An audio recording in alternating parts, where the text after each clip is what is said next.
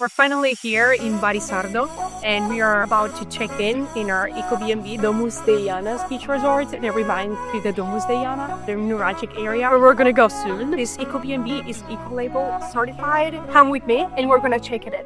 Here, thanks to Ecobnb, a platform that allows travelers to find and book all kinds of environmentally friendly accommodations online.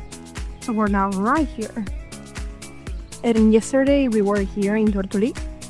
It's about 10 kilometers from here. We chose to stay in an Ecobnb not only for environmental benefits, because it reduces the impact on the planet, but also for the benefits on our health and to support the local economy. This is the beautiful view from our room. Now we can get ready and visit that tower, that Spanish tower. And it's just a few minutes walk from here. Unlucky.